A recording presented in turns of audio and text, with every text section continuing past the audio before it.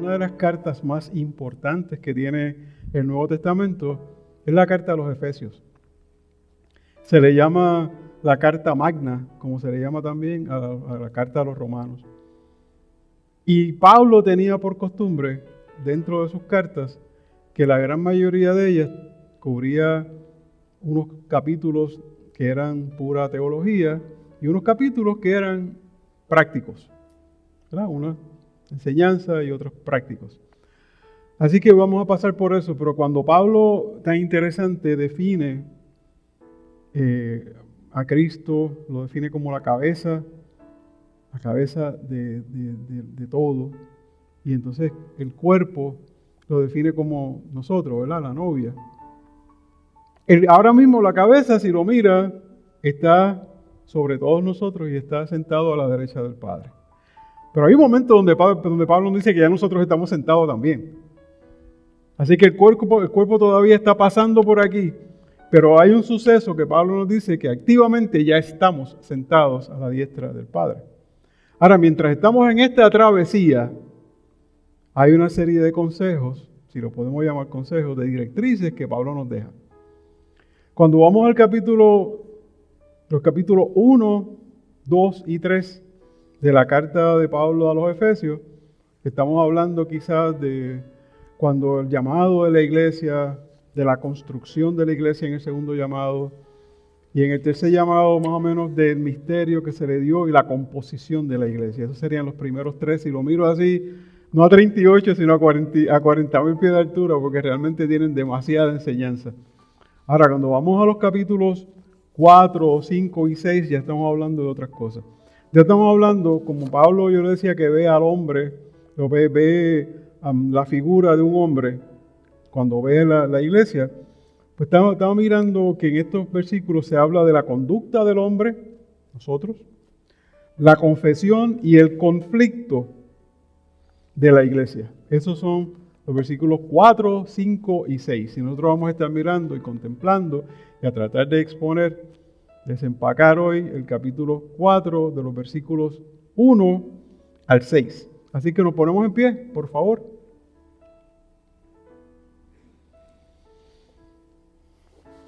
Dice, yo pues, preso en el Señor, os ruego que andéis como es digno de la vocación con que fuisteis llamados, con toda humildad y mansedumbre, soportándoos con paciencia los unos a los otros en amor, solícitos en guardar la unidad del Espíritu en el vínculo de la paz, un cuerpo y un espíritu, como fuisteis también llamados, en una misma esperanza de vuestra vocación, un Señor, una fe, un bautismo, un Dios y Padre de todos, el cual es sobre todos y por todos y en todos. Amén. Bendiga, Padre amado, tu palabra en esta tarde. Llénala de bendición, Señor mío. Que tu pueblo de aquí podamos sacar la enseñanza que tú diseñaste desde antes de la fundación de la tierra, Señor mío. Que seas tú hablando, tú haciendo y tú diciendo. Pasa un carbón encendido por este siervo tuyo, Señor, y que seas tú trayendo la palabra. Te lo pido en el nombre de tu Hijo Jesús nuestro Señor. Amén. ¿Pueden tomar asiento? Cuando hablamos de estos versículos, principalmente estamos hablando de la unidad de la iglesia. Y estoy más que seguro que si uno habla de unidad, usted puede extrapolar esto y usted va a decir, a mí me gusta la unidad en mi casa. A mí me gustaría ver la unidad en la iglesia. En la mía, en la particular. No estoy hablando ahora del cuerpo de Cristo nada más, sino en la mía. Yo quiero ver unidad del pastor con los hermanos, que no haya chisme, que no haya murmuración, que no haya conflicto, sino que sea un cuerpo, como el Señor lo diseñó. Y de eso es lo que Pablo trata, porque si nosotros lo hacemos de esa manera, en otra iglesia va a ser de otra manera, o sea, en otra congregación de otra manera, de la misma manera, de la misma, y ese cuerpo se va a comportar como uno. Eso es lo que Pablo nos está diciendo, que seamos el cuerpo de Cristo con las cosas que nosotros necesitamos hacer para ser el cuerpo de Cristo. Mira lo que dice, si vamos a desempacar los versículos del 1 al 5, a ver cómo los podemos exponer con el favor de Dios. Versículo 1 dice: yo pues, preso en el Señor, os ruego que andéis como es digno de la vocación con que fuisteis llamados. Empiezo por decir que ahí la conjunción pues es conectiva. Entonces está conectando los capítulos anteriores con el capítulo 4. Así que si usted no ha leído los capítulos 1, 2 y 3, yo le aconsejo que lo hagan, porque le va a dar todavía más fuerza y más sentido a lo que estamos hablando esta tarde. Además de que va a tener un banquete teológico, hablando del llamamiento en el primer capítulo, la elección del pueblo en el segundo capítulo y la construcción del pueblo en el tercero. Y cuando se habla de unidad, a mí me encanta siempre buscar qué dijo fulano, qué dijo mengano. Y busqué información desde Lutero, Calvino, y más reciente. Y más reciente, John MacArthur dice de la unidad del espíritu, en el espíritu. Dice, John MacArthur enfatiza que todos los cristianos forman parte del mismo cuerpo y comparten el mismo espíritu. Según él, la unidad de la iglesia se basa en la unidad de los creyentes, nosotros, en el Espíritu Santo. Cita Efesios 4 al 6, nosotros vamos a cubrir un poquito más, para destacar que hay un cuerpo y un espíritu, como fuisteis también llamados en una misma esperanza de vuestra vocación, un Señor, una fe, un bautismo, un Dios y Padre de todos, el cual es sobre todos y por todos y en todos. Así que los comentaristas, todos, si usted busca, desde Calvino, Lutero, ¿quién otro busqué? Busqué a John MacArthur, a John Piper y otra serie de todos están de acuerdo en esta aseveración que estoy haciendo de MacArthur. ¿Verdad? Un cuerpo, y así debemos comportarnos. Pero entonces dice, yo pues preso en el Señor, y le enfaticé en la palabra pues, y le dije que era de unión entre los versículos anteriores, los capítulos anteriores y este. Y yo le puedo decir que Pablo era un prisionero en el Señor, como se llama él, como se hace llamar. Oiga, pero qué prisionero. Un prisionero productivo. Un prisionero que dice él mismo en Hechos que el pretorio ya conocía y aún la familia del César conocía del Evangelio. Además de eso, el prisionero en el Señor, a causa de Cristo, todavía cumplía con la bienaventuranza del Señor. ¿Verdad? Era un prisionero con gozo, con gusto. De hecho, la carta a los Filipenses que se presentó aquí, se expuso aquí por el pastor, le llaman la carta del gozo. ¿Y cómo uno va a estar gozando y gozoso en la prisión? Con 4 guardias, cada 8 horas cambiando, 4 guardias velándome. Y amarrado a uno de ellos. Entonces yo escribo la carta del gozo. Usted se ha puesto a pensar por qué él escribió y define también la vestimenta, la armadura de Dios. Está mirando a uno de los soldados, o a unos cuantos de los soldados que lo estaban cuidando a él.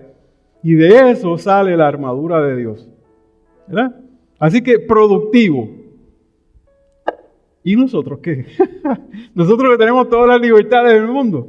Nosotros que tenemos el tiempo. Nosotros que tenemos la Biblia, que ellos no tenían la Biblia, tenían el Antiguo Testamento solamente. Nosotros que tenemos libros, que tenemos hoy ChatGPT, hoy que tenemos cualquier cantidad de información. ¿Qué hacemos? La dejo ahí. Pero fíjese, él escribe, además de eso, escribe desde la carta, escribe Efesios, escribe Filipenses, escribe Filemón. ¿Cuál más? Efesios, Colosenses. Y entre Colosenses y Efesios hay 150 y pico de versículos más o menos que se comparten. Pero la carta a los Efesios es más profunda y más teológica, aunque comparta tanta información. Pablo le dice en la segunda carta a Timoteo, capítulo 2, versículo 9, que la palabra no está presa. Yo estoy preso, pero la palabra no. Así que como la palabra no está presa, déjame escribir unas cuantas cartas aquí y enseñar a la gente lo que yo pienso que tenemos que seguir haciendo. Así que la invitación para nosotros es que seamos productivos también. Es que no nos conformemos con lo que hacemos, sino que siempre uno trate de dar un poco más. Siempre me voy a salir un momentito, pero voy ahí en mi mente a los talentos, a la parábola de los talentos. Porque a lo mejor a usted le dieron 5 talentos, a otro le dieron 3, a otro le dieron 1. Pero ¿qué va a pasar cuando le digan estos 5 que yo te di? ¿Qué hiciste con ellos? Aún el que le dio 1, ¿qué hiciste? Sería bueno decir, mira, aquí está, los multipliqué. Y a lo mejor al que le dieron 5, le están añadiendo los 3 que usted no está haciendo nada con ellos. Y le están añadiendo los 5 que el otro no hizo nada. Y le están añadiendo el 1 que el otro no hizo nada. Hay que mantenerse activo produciendo. Ese es mi mensaje de esto. Luego el apóstol dice, os ruego. Y me reí cuando lo leí. Porque ese os ruego es con amor. Es un os ruego con el corazón en la mano, diciéndole, os ruego que andéis. Y ese os ruego es el mismo os ruego que él usa en unas cuantas cartas, pero específicamente lo hemos leído mucho. La semana pasada lo leímos en Romanos capítulo 12, versículo 2. Os ruego. En el griego es la misma, lo busqué y es la misma palabra en griego, se llama parakaleo. Parakaleo, os ruego que andéis como es digno de la vocación a la que fuisteis llamados. Déjame hacerle una pregunta. Aquí hay varias cosas. Si a usted lo invitan hoy a Casablanca, ¿cómo usted se vestiría? Posiblemente hasta compraría ropa. Si le llega la invitación con tiempo, usted posiblemente se compre ropa. Independientemente que sea el presidente que sea. Esto no estamos hablando de política. Estamos hablando del hecho de que inviten a uno a Casablanca. Se vestiría con la mejor gala que uno tiene.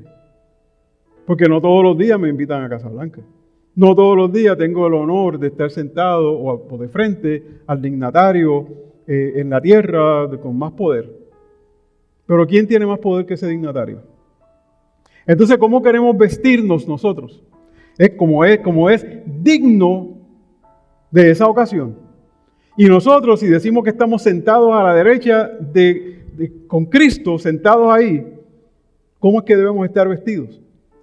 ¿Cómo es que debemos comportarnos? ¿Qué es lo que es digno? Digno de la vocación con que fuisteis llamados. Y voy a abusar. Y perdóneme, pastor. Perdóneme, Cristian. Vamos otra vez a Romanos capítulo 8, versículo 28. Yo voy a marcarlo aquí porque si no me pierdo en la Biblia. Lo quiero leer porque no quiero fallar. Uno siempre lo parafrasea y queda mal.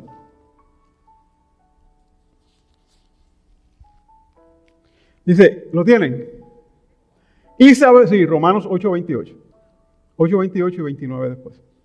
Y sabemos que a los que aman a Dios, todas las cosas ayudan a bien. Hasta ahí todo el mundo ayudan a bien. Estaba diciendo, se te quemaron las habichuelas, no te preocupes, los frijoles, que eso, el Señor está en control y todo obra para bien.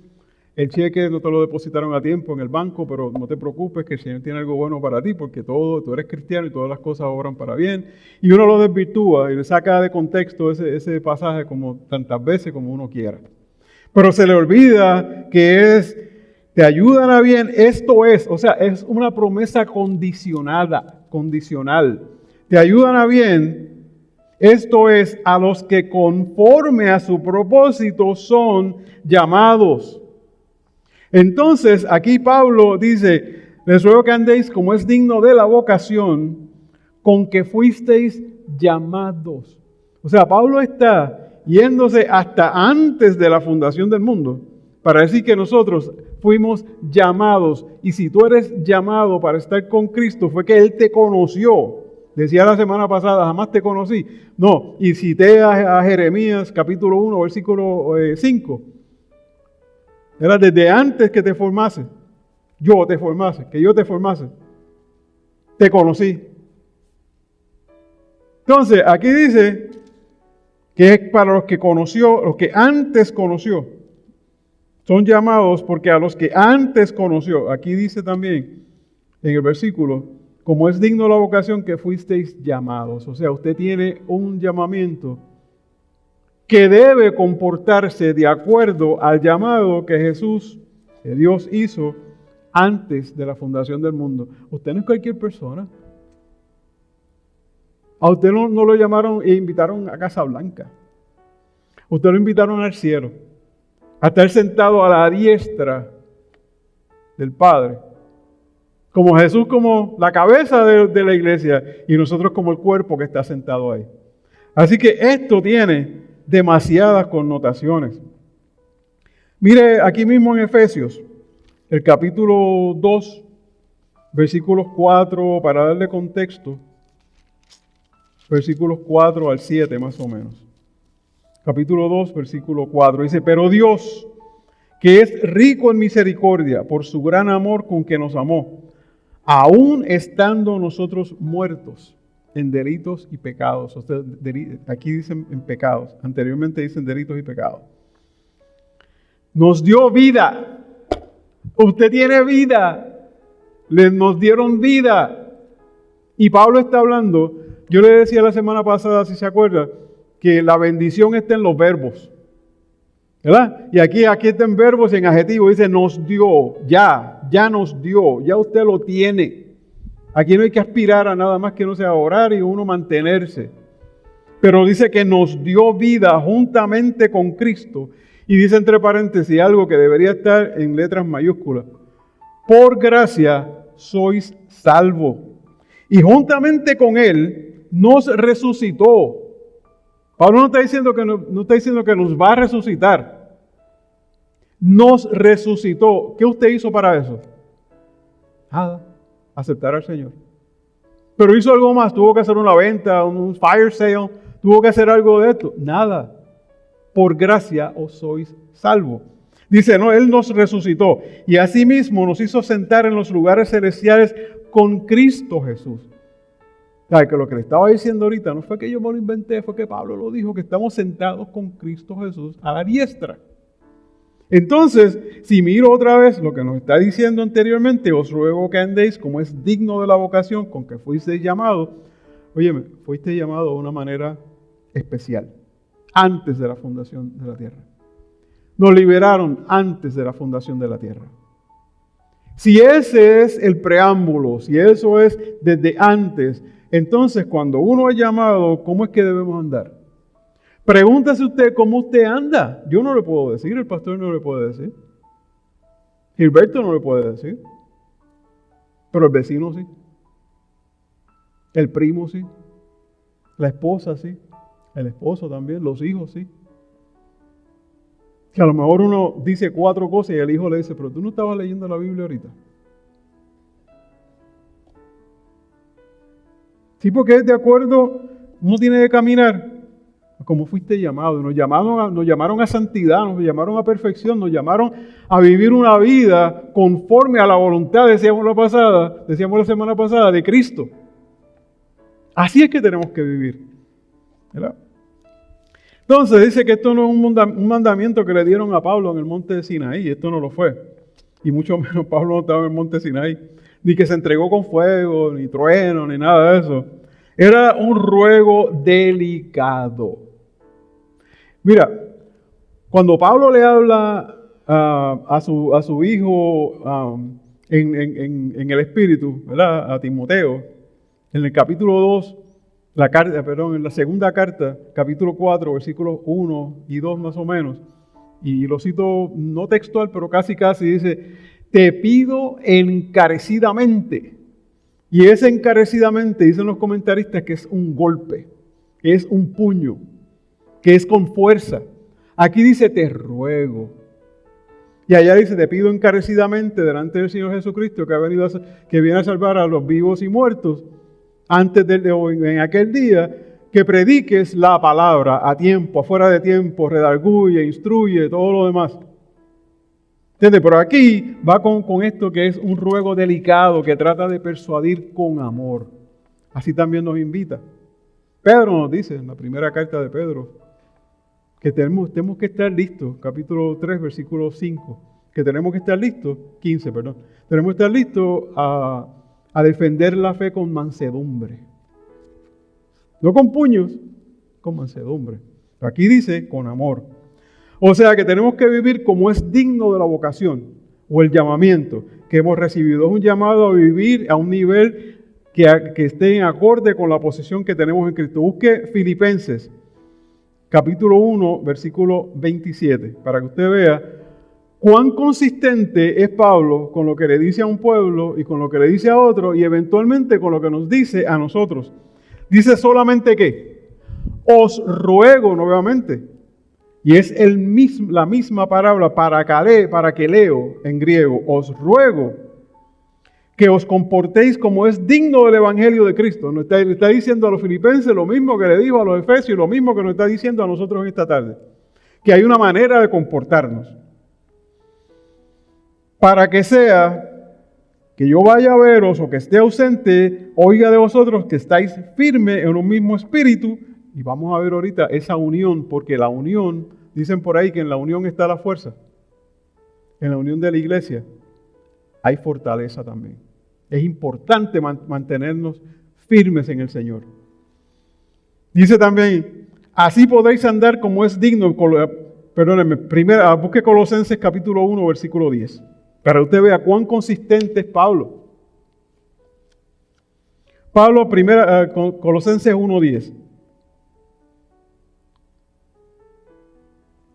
Le dice, así podréis andar como es digno del Señor, agradándolo en todo, llevando fruto en toda buena obra y creciendo en el conocimiento de Dios. Entonces Pablo, para no dejar de mirar y para que la gente lo vea y que nosotros podamos hacer un buen juicio de nosotros mismos, él nos dice cómo. Primera de Tesalonicenses, capítulo 2, versículo 10. Primera de Tesalonicenses, capítulo 2, versículo 10. Vosotros sois testigos, y Dios también, de cuán santa, justa e irreprensiblemente nos comportamos con vosotros los creyentes. Ahora, segunda pregunta que lanzo, segunda que me hice tan pronto fui por encima de este versículo. Vosotros sois testigos. Nosotros somos testigos de la vida, yo soy testigo de la vida de ustedes en el rato que estoy aquí. Los veo cómo se comportan. El pastor tiene más años y los conoce mejor, él es testigo. Pero nosotros tenemos quien sea testigo en contra de nosotros también. La familia, los vecinos, los compañeros de trabajo. Gente que usted ni conoce, lo está juzgando. Está juzgando de cómo usted se está comportando de acuerdo al llamado, si están comportando de acuerdo al llamado o no. ¿Y sabe qué dicen? Lo primero cuando usted cae o falla, lo primero que dicen que es, y eso que es cristiano. No dicen eso que es católico, perdone que diga eso, no dicen eso. Dicen eso que es cristiano y eso que es pastor. No fue mal, pastor, no va mal. Y eso que es pastor. No, y todos son iguales. Falla uno, para mucha gente fallan todos. ¿Por qué? Porque hay testigos. Pero hay un testigo que está sobre todos los testigos. ¿Qué dice Salmo 139? Si lo parafraseamos. Si vamos al cielo, allí está. Si vamos bajo tierra, allí está. Aún si llegamos al Seol, allí está Él. O sea, ¿a quién yo puedo engañar con mi testimonio? Absolutamente a nadie. Entonces, si puedo engañar quizás a mi esposa por un ratito, por unos días, por unos años, pero ¿valdrá la pena? No, debo vivir de acuerdo al llamado que tengo de Cristo. Eso es lo que le está diciendo Pablo a la gente de Tesalónica.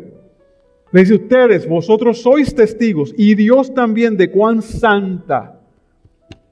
Podemos decir que su vida, la mía, es santa. Me comporto de esa manera. Yo dije ahorita que sin santidad nadie verá al Señor. Pero realmente, oiga, mírese como me he mirado y soy el pecador número 1 al espejo. Y pregúntele al espejo, a ese que está de frente al espejo, si ese que está de frente al espejo lo está mirando usted y usted está viviendo una vida santa.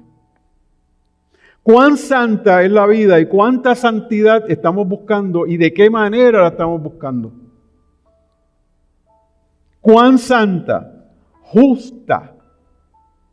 Los que han tomado el discipulado saben de la justicia de Dios y saben que es un atributo que es comunicable, que Él comparte esa justicia con nosotros. Jamás vamos a ser tan justos como Él, pero podemos buscar de su justicia.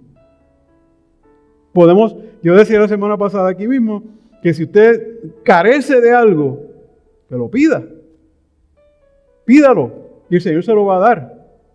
Y sigue diciendo, e irreprensiblemente nos comportamos con ustedes los creyentes. O sea, son unos adjetivos que para nosotros los miramos como difícil. Pero si no los tratamos de buscar, si no hacemos nada, ¿cuánto progreso vamos a tener? ¿Cuánto vamos a mejorar? Y lo peor, más grande que podemos hacer, si no lo tenemos, y está al alcance de nosotros, pedírselo al Señor. Pero a veces nuestro orgullo no lo permite. Y en otras ocasiones no lo permite nuestro miedo. El miedo de que voy a perder tal cosa. Si me pongo muy religioso, y aquí no estamos hablando de religión, pero si me pongo demasiado santo, ya los vemos con una aureola, voy a perder amistades, voy a perder el trabajo, mire, pierda lo que sea y gane el cielo. Es difícil entenderlo.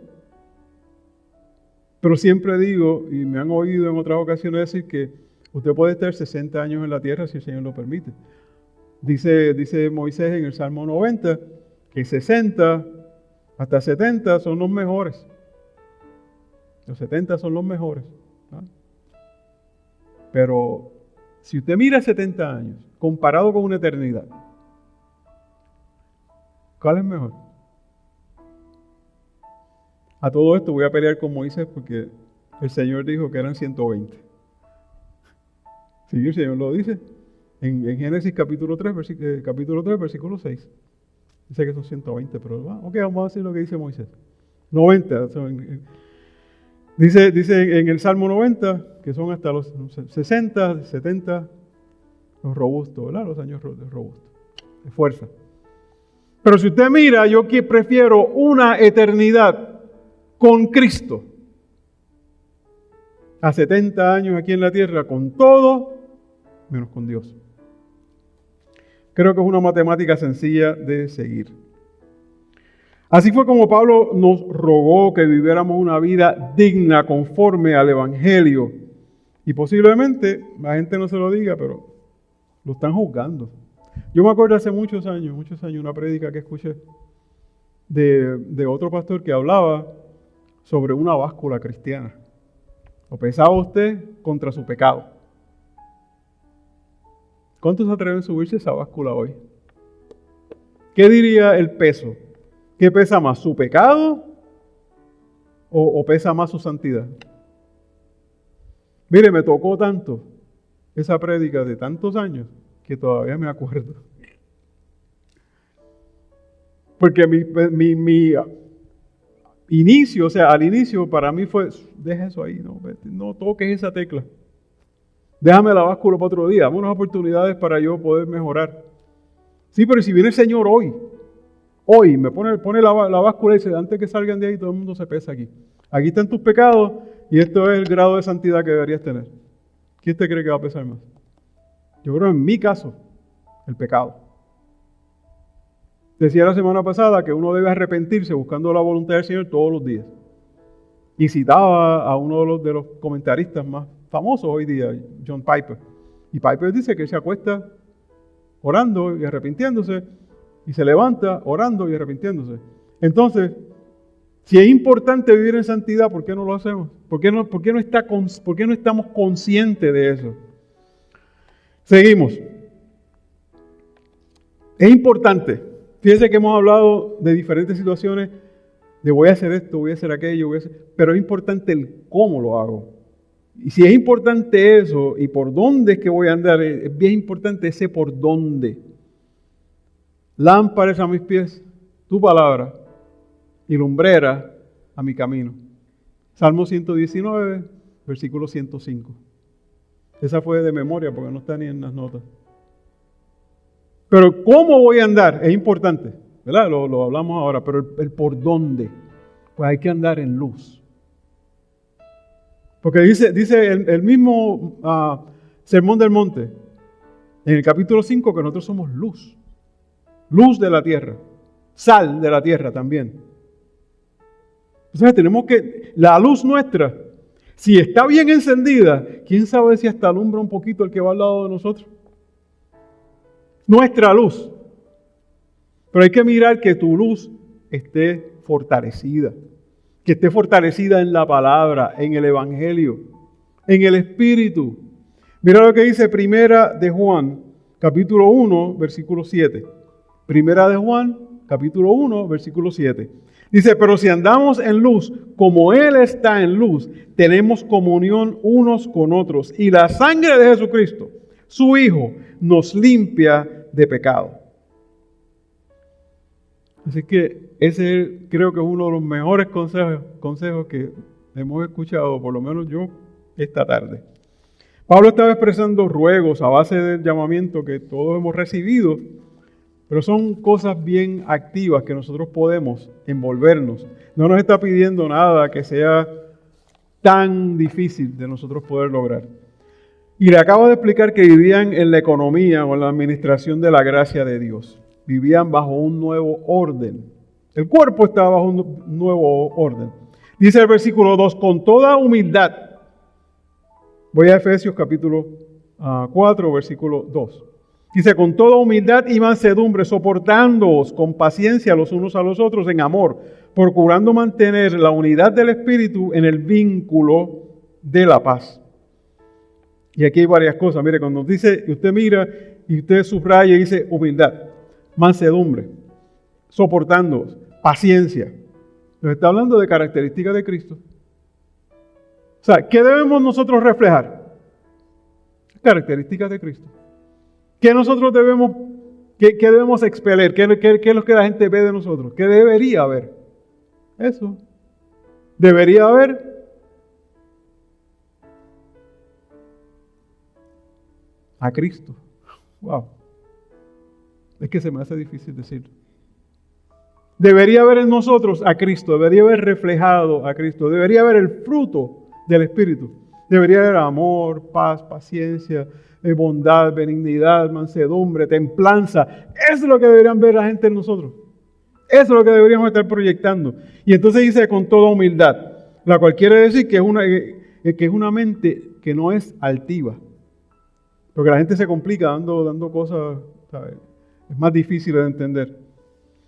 La humildad es una especie de punta de lanza entre las virtudes cristianas. El apóstol Pablo en los Filipenses 2:3 dijo, nada hagáis por rivalidad o por vanagloria, antes bien con humildad, estimando a cada uno como superiores a él mismo. También dice Jesucristo, que es nuestro modelo número 1, en Mateo 11:29, dice, llevad mi yugo sobre vosotros y aprended de mí que soy manso y humilde. Lo de manso lo vamos a tratar ya mismo. Pero lo humilde, Jesús, nuestro modelo. Y por último, y no menos importante, citamos Efesios 3:8. Mira qué interesante, aquí mismo en la carta de los Efesios, en el 3:8. Déjeme darle un poquito de contexto. Vamos a comenzar leyendo desde el 3:1. Por esta causa yo, Pablo, prisionero, aquí lo menciona también, prisionero de Cristo Jesús, por vosotros los gentiles, si es que habéis oído de la administración de la gracia de Dios que me fue dada para con vosotros, que por revelación me fue declarado el misterio, oiga, a mí, a Pablo, me fue declarado el misterio y sigue escribiendo, como antes había escrito, o sea que en el Antiguo Testamento ese misterio estaba ahí, pero no se lo habían dado a nadie, nadie lo había podido entender y escribir y hablar. Leyendo lo cual podéis entender cuál sea el conocimiento en el misterio de Cristo. Misterio que en otras generaciones no se dio a conocer a los hijos de los hombres, como ahora es revelado a sus santos apóstoles y profetas por el Espíritu. Y aquí está el misterio, que los gentiles son coherederos y miembros del mismo cuerpo y copartícipes de la promesa en Cristo Jesús por medio del Evangelio, del cual yo fui hecho ministro por el don de la gracia de Dios que me ha sido dada según la operación de su poder. Pero mire a dónde los quería llevar. Para usted tuviese una base. Hay un misterio que está desde antes, que se habló en el Antiguo Testamento, se le dio a Pablo y mire cómo él se refiere, a mí que soy menos que el más pequeño de todos los santos. Él no dice, me dieron el misterio a mí porque soy el mejor, a mí que soy de la tribu de Benjamín, a mí que soy el más grande. Él no dice eso. Lo que es más, y todavía en 1 Corintios capítulo 15, versículo 8 más o menos, creo que es el versículo 8, dice, a mí me apareció como un abortivo, minimizándose, haciendo del otro más grande. Además de la humildad, nos habló de mansedumbre, o sea, de amabilidad y benignidad de carácter. No nos habló de ser mensos, ¿eh? No, habló de ser mansos. Sí, porque se confunde, no es menso. No significa, esa amabilidad no significa ser menso, ni significa debilidad tan siquiera. Significa ser correcto. A lo que es justo se le dice bien, a lo bien se le dice bien, no es a lo malo bueno, ni a lo bueno malo, no. Si usted es justo, eso es lo que es ser, a tener mansedumbre. Fíjese, hay dos ejemplos, uno en el Antiguo Testamento, uno en el Nuevo, Moisés, que le dan las tablas. ¿Y qué hace con las tablas cuando baja y ve toda la ceremonia que están llevando a cabo? Las lanza y las rompe. ¿Eso es ser manso? No, eso es ser correcto. Eso es tener los pantalones para hacerlo. ¿Qué hizo Jesús? Mateo 21:12. Cuando entró y vio los mercaderes del templo. Revolcó todo aquello, ¿no? Y lanzó todo al aire y revolcó y botó gente. Le quitó eso la divinidad a Jesús. Le quitó la mansedumbre a Jesús. Fíjate que él dice en Mateo 11:29 que lo imiten a él, que es manso y humilde de corazón. Y mirar eso era ser manso, sí, porque era correcto. Era lo que tenía que hacer. Así que una cosa no impide de la otra. Por otro lado, está hablando de la paciencia. La paciencia, que es uno del fruto ese, que si uno mira una naranja y te dice, y usted la va dividiendo en pedacitos y dice, y este es el fruto del Espíritu, este es paciencia, y este es paz, y este es benignidad, y este es bondad, y este es amor, y este es fe, y este es templanza, y este es mansedumbre. Cada uno con un sabor distinto por una sola fruta, pues nos está hablando de paciencia, que es la capacidad de padecer o soportar algo sin alterarse, o la facultad de saber esperar cuando algo se desea mucho. A mí me encanta cuando la Biblia describe la paciencia esa que es larga. Le dicen longanimidad. Una paciencia esa extendida. A mí me gusta esa.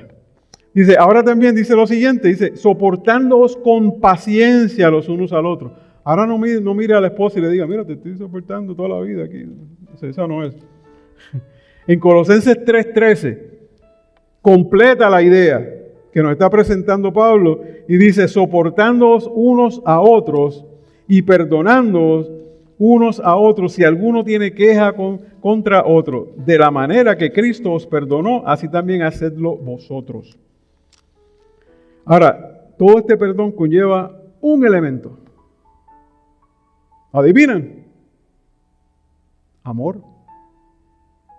Si no hay amor en la unión, en el vínculo, el amor es uno de los elementos que une absolutamente todo lo demás. Y usted conoce 1 Corintios, capítulo 13, versículo 1. Búsquelo para que usted vea si es verdad o no es verdad lo que estamos hablando. Dice, si yo hablase lenguas humanas, y dije la semana pasada que estaba hablando en hipérbole, ¿no? En hipérbole. Y angélicas, y no tengo amor. O sea, si yo soporto, si tengo paciencia pero limitada, si tengo cosas limitadas, y no tengo amor, no tengo nada. Vengo a ser como metal que resuena o címbalo que retiñe. Y si tuviese profecía y entendiese todos los misterios y toda ciencia y tuviese toda fe, mira qué hipérbole, y de tal manera que trasladase los montes y no tengo amor, nada soy. Y si repartiese todos mis bienes para dar de comer a los pobres y si entregase mi cuerpo para ser quemado y no tengo amor, de nada me sirve. Así que el amor es lo que une al vínculo, una de las cosas.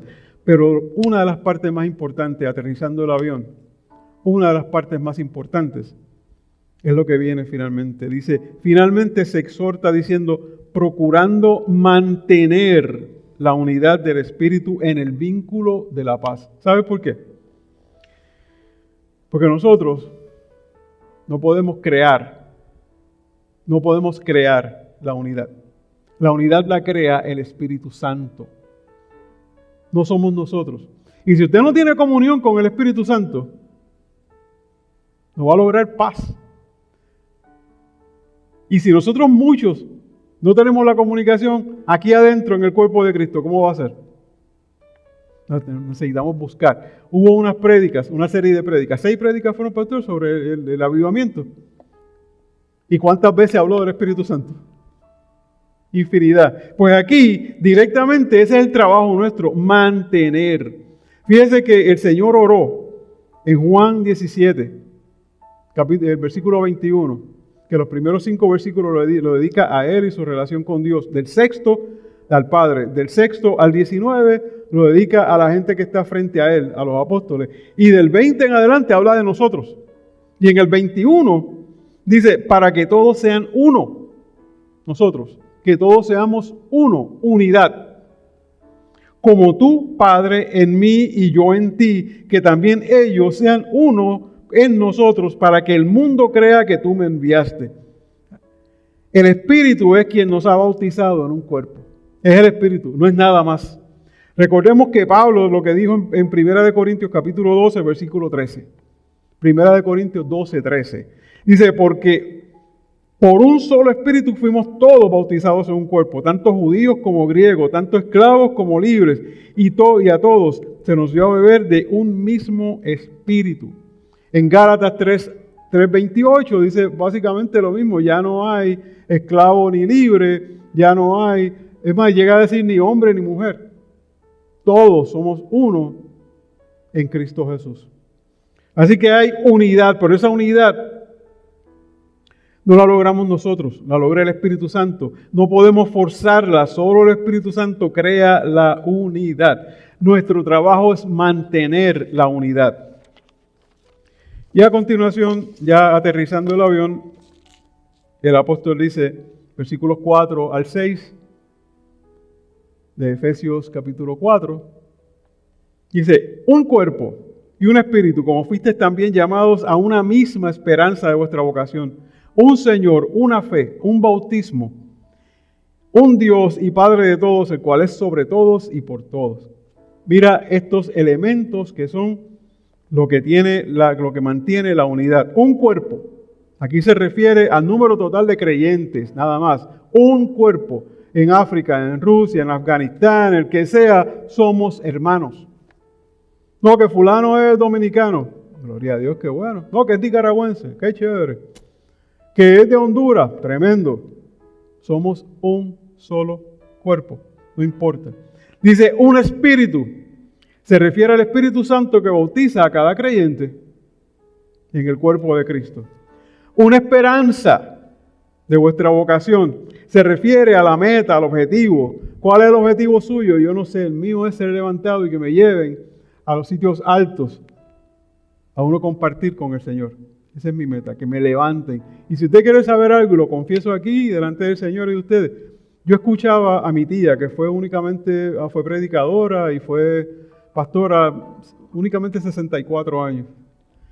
Y cuando hablaba con la congregación, y yo era pequeñito en muchas ocasiones, yo no me crié en la iglesia cristiana, pero ella venía a casa donde nosotros nos criamos todos, casa de mi abuelo, y tomaban café.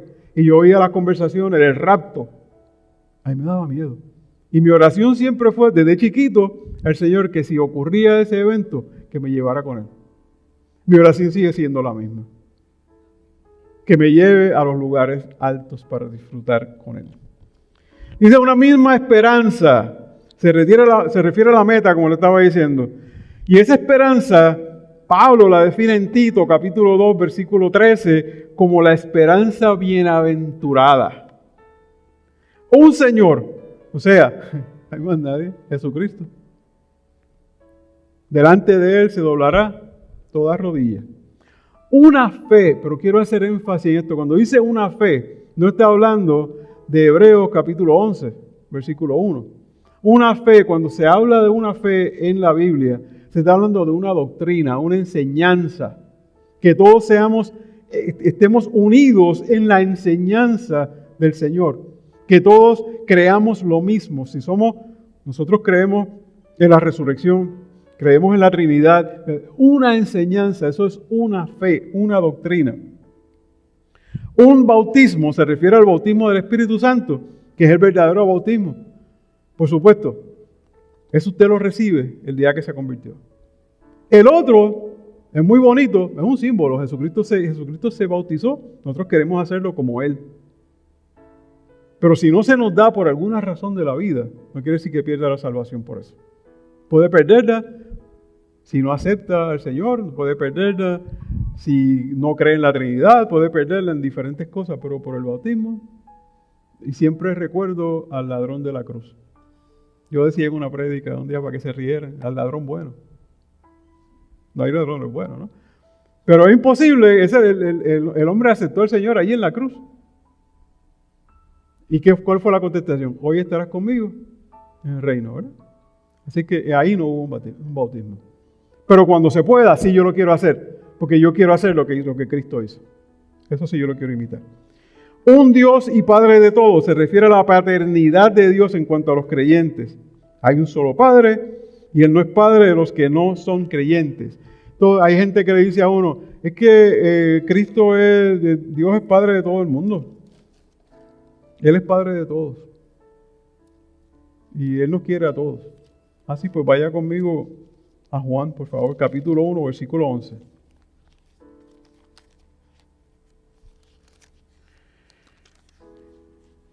Juan 1, versículo 11, dice, a lo suyo vino. ¿Qué es lo suyo? Salvar a su pueblo. Eso era lo suyo. Y los suyos no le recibieron.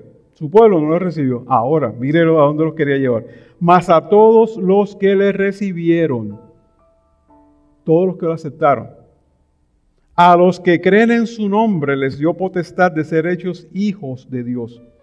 Y dice un poco más, los cuales no son engendrados de sangre, ni de voluntad de carne, ni de voluntad de varón, sino de Dios. Así que por creer, o sea, por decir que Dios nos hizo a todos, pues, yo soy creación de sí, eres creación, pero hijo únicamente si lo aceptas y si vives conforme a la voluntad de Dios. Nos ponemos en pie.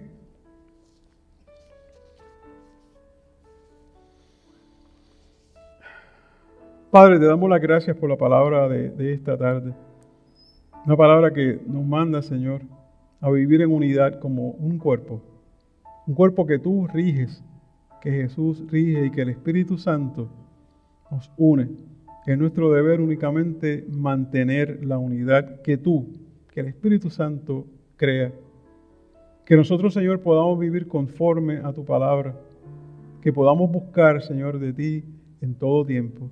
Que tú nos guíes en tiempos de dolor, de pesadumbre, en tiempos difíciles, como lo haces también en tiempos de alegría. Te lo pedimos en el nombre de tu Hijo, el Señor Jesús. Amén.